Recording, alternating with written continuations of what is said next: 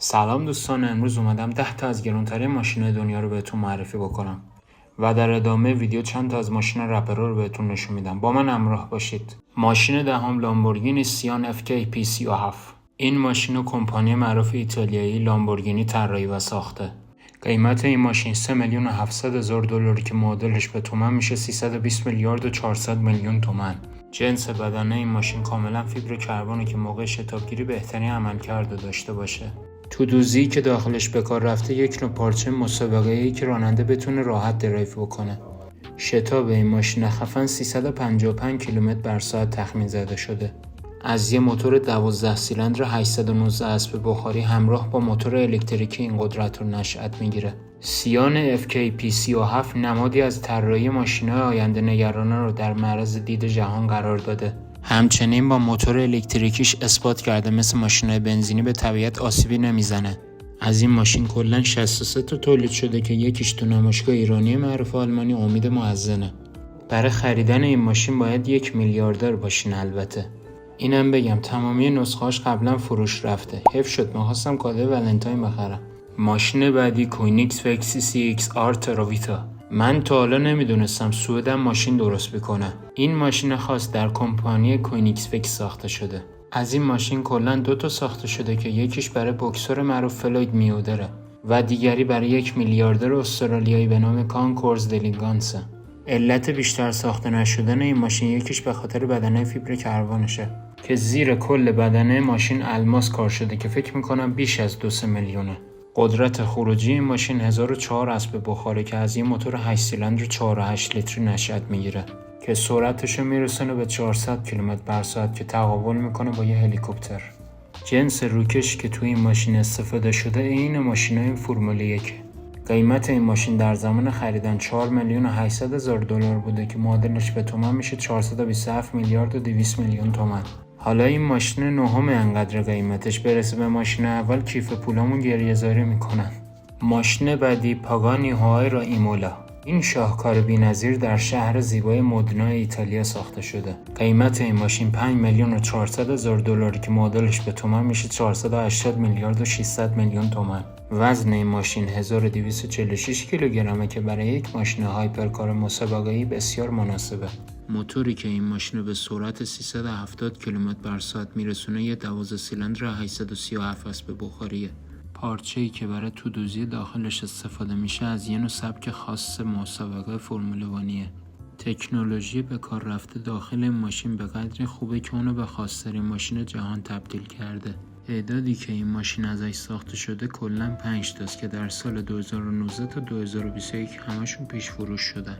من تو نیت فور اسپید هر وقت بازی میکردم اینو برمی داشتم. واقعا معرکه بود. خوش به حال صاحباش تو دنیای واقعی. ماشین بعدی بوگاتی دیوو. این ماشین در آلزاس فرانسه طراحی و ساخته شده. اسم این ماشین از یکی از معروف‌ترین راننده‌های بوگاتی به نام آلبرتو دیوو برداشته شده. موتور این ماشین 16 سیلندره که 1500 اسب بخار قدرت تولید میکنه و سرعتش 380 کیلومتر بر ساعته که به نسبت بوگاتی شیرون طراحی آیرودینامیکی تر و سبکتر شده. کل بدنه ماشین از فیبر کربن ساخته شده. تودوزی داخلیش بهترین پارچه‌ای که برای ماشین‌های اسپورت استفاده میشه. واقعاً بوگاتی شیرون سریع‌ترین ماشین جهانه و اثبات کرده اینو. قیمتش بگم کرکوپرتون میریزه.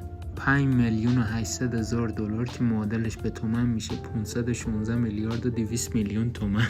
از این ماشین کلاً 40 تا ساخته شده که همشون پیش فروش شدن. فرض کنید ماشین هنوز نیومده 40 نفر از قبل سفارشش دادن. ای خدا لعنتت کنه بوگاتی، خواستم برای خودم بخرم. دوستان تا اینجا ویدیو اومدین لایک و سابسکرایب یادتون نره. دمتون گرم. بریم سراغ ماشینای بعدی. ماشین بعدی مرسدس میباخ اکسلرو. این ماشین و کمپانی معروف بنز بخش میباخ طراحی و ساخته. هر بخشی تو کارخونه بنز برای چند مدل بنز کار میکنن که یکیش میباخه، ولی این مدل سفارشی برای شرکت دایمل آگه طراحی شده. قیمت این ماشین 8 میلیون دلار که معادلش به تومن میشه 712 میلیارد تومن. قدرت موتور این ماشین 12 سیلندره که از این موتور 57 لیتری نشأت میگیره که سرعتش به 350 کیلومتر بر ساعت میرسونه. کل بدنه این ماشین از شاسی یک تیکه فیبر کربن استفاده شده. تو دوزی داخل این ماشین گفتن یک پارچه خاصه ولی اشاره نشده که چیه. کلاً این ماشین ساخته شد که آزمایش و تبلیغ لاستیکی شرکت فولدا روش انجام بشه، ولی هر کسی که این ماشین رو میبینه آخرین نگاهش به لاستیکاشه. کلاً هم یه دونه از این ماشین ساخته شده که فروخته شده به رپر معروف آمریکایی جیزی. در ادامه موزیک ویدیویی که داخلش جیزی از این ماشین استفاده کرده رو میبینیم.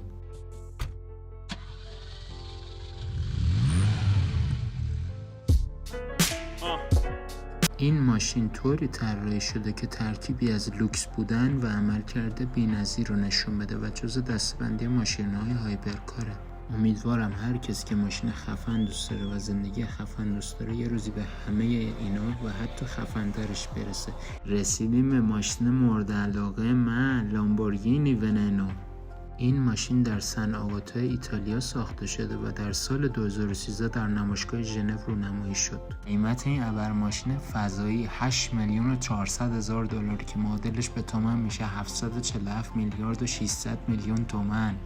از این ماشین کلاً 12 تا تولید شده که 4 تاش کوپه است، 9 تاش شخصی سازی شده است. قدرت موتورش 740 اسب بخاره که از یه موتور 12 سیلندر شتابی معادل با 350 کیلومتر بر ساعت پر میکنه.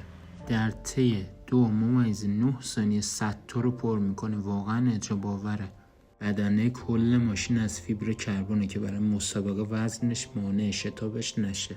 جنس روکشی که برای این ماشین برای صندلیاش اجرا شده یک نوع چرم خاص ایتالیاییه. همه 13 تا ماشین پیش فروش شدن که فقط یه دونش متعلق به موزه لامبورگینیه که امیدوارم هر کسی رفت ایتالیا از موزه لامبورگینی دیدن کنه. واقعا معرکه است. ماشین چهارم بوگاتی سنترودیه. این ماشین در کمپانی معروف بوگاتی در شهر فرانسه طراحی و ساخته شده. قیمت این ماشین 9 میلیون دلار که معادلش به تومن میشه 801 میلیارد تومن. قدرت این ماشین از یه پیشرانه 1600 اسب بخاری 16 سیلندر نشأت میگیره. طراحی این ماشین به نشانه احترام به مدل EB110 بوگاتی دیزاین شده. تعداد مدل‌های ساخته شده این ماشین کلاً هم 10 تاست. همشون سال 2021 به مشتریاشون تحویل داده شدن و صاحب یکی از مدل‌ها کسی نیست جز بازیکن معروف و محبوب دنیا کریستیانو رونالدو و کلا هر وقت دیدیم بوگاتی ماشین داده یکی از مشتریان خوشقولش کریستیانه. ماشین سوم رویز رویس سوابتیل. این ماشین یه شاهکار مهندسی و الهام گرفته از نمونه سال 1920 رویز رویسه. این ماشین قبل اینکه به مشتری فوق میلیاردرش تحویل داده بشه توی فستیوال خودرویی تو ویله داتسیت ایتالیا رونمایی میشه. به قدری خاص و منحصر به فرد طراحی شده همین یه دونه ازش ساخته شده. قیمتش 13 میلیون دلار که معادل تومنش میشه 1157 میلیارد. طراحی داخل این ماشین کلاً 2 تا صندلی داره که بهترین پارچه انگلیسی روش دوخت میخوره. پشتش یه فضای مخصوص بار داره که با چمدان اختصاصی رویز رویس تکمیل میشه. یک استراحت کننده بازو داره، یک خنک کننده شامپاین داره و همچنین اصالت انگلیسیشو حفظ کرده. ساخت این ماشین فوق لوکس نزدیک به 1 سال برای استادان مطرح رویز رویس زمان برده. تمامی اجزای ماشین با دست کار گذاشته شده و یه بخشش هم با دستگاه تولید یا جایگذاری نشده. خدای دمشون گرم. ای والله داره این حجم از طراحی و بدون اشتباه در آوردن این ماشین خاص. شتاب این ماشین از یه موتور 12 سیلندر نشأت میگیره. طراحی شبیه کشتی فوق لاکچری که این مدل رویز رویس آغاز به سفارش دادن ماشین در سطح فوق لوکس در کل دنیا رو کلید زد. امیدوارم یه روزی تویی که داری این ویدیو رو میبینی خیلی خفن‌تر از این ماشین زندگی لاکچری داشته باشی. و حالا ماشین دوم پاگانی زوندا HP بارچتا. این ماشین یکی از گرانترین ماشین‌های جهانه. قیمتش 17,500,000 دلاره که معادلش به تومن میشه 1557 میلیارد و 500 میلیون تومن. کلاً از این مدل 3 تا ساخته شده که همشون فروخته شدن. پیشرانه قدرتی این ماشین یه موتور 12 سیلندر 789 اسب بخاری تامین میکنه که سرعتی معادل با 390 کیلومتر بر ساعت پر میکنه. بدنه این ماشین از فیبر کربن مخصوص ماشین‌های فرمول 1 استفاده شده. طراحی این ماشین خاص به قدری منحصر به فرده که اونو به ماشین جذاب و لوکس تبدیل کرده.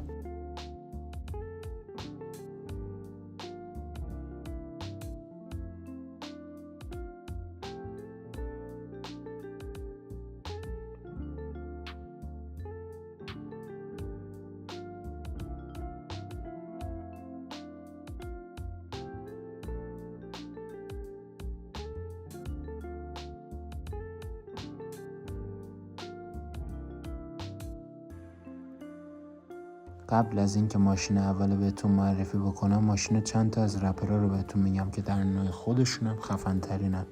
اولیش برای آفست که تولد زنش کاردی بی لامبورگینی اونتادور اسوی میخره و کادو میده به خانومش، که اگه میخواد قیمت لامبورگینی اونتادور اسوی هم بدونید، قیمتش از $400,000 فکر کنم شروع میشه تا $800,000-900,000 و بعد از مدتی هم یه روز کولینان میخره و باز کادو میده به خانومش که قیمت یه روز کولینان هم $500,000 فکر کنم. ماشین رپر بعدی تراویس اسکات یه بنز جی وگن داره. علاوه بر اینا یه لامبورگینی اونتادور اسویجی مشکی مات هم داره. و حالا رسیدیم به ماشین اول، بوگاتی لاونتیر نویر.